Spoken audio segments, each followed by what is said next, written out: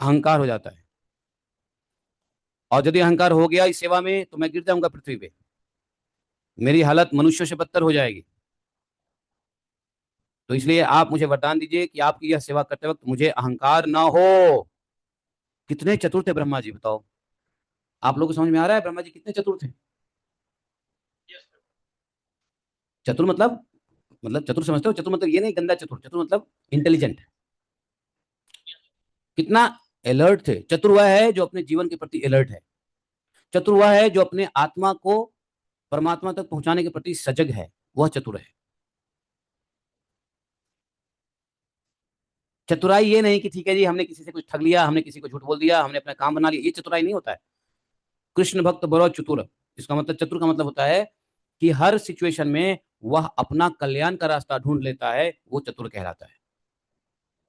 कल्याण का रास्ता ब्रह्मा जी को पता था। ब्रह्मा जी की पोजीशन पे कोई जीव ऐसे थोड़ी ना पहुंचेगा। भगवान का रजोगुण कला को स्वीकार करेगा साधारण जीव? साधारण जीव भगवान के रजोगुण की कला का नहीं स्वीकार कर सकता ना। ब्रह्मा जी बड़े चतुर थे, भगवत भक्त थे। उन्होंने भगवान से, भगवान मुस्कुराए, भगवान हंसे मुस्कुराए, बोले ब्रह्मा तुम तो बड़े चतुर हो भाई, यू आर वेरी, मैं तुम पे प्रसन्न हुआ। तुमने तुमने यह बात सही कही कि कोई भी कार्य में, कोई भी सेवा में अहंकार आता ही है। अरे यहाँ आदमी एक किताब लिख देता है, इंटरनेट से 10 किताब पढ़ के, चोरी करके किताब लिख देता है, छाप देता है, तो कितना अहंकार आता है कि I am the writer, I am the author of this book.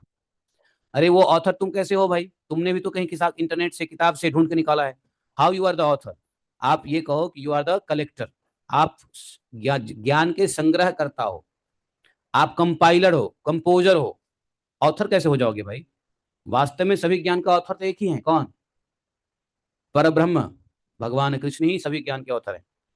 बाकी लोग भगवान के ज्ञान को लिख के कहते हैं आई एम द ऑथर, घमंड करते हैं। ये ठीक नहीं है। अरे आदमी इतना तक घमंडी होता है कि वो एक लाइन बोल देगा ना तो साथ में नाम लिख देगा, एक लाइन कोटेशन डाल देगा, नीचे लिख देगा माधव कृतिदास।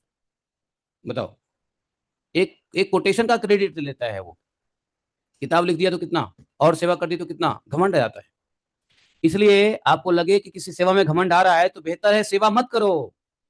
लेकिन सेवा घमंड के साथ मत करो, सेवा का त्याग कर दो। इसलिए साधना पहले कहा जाता है।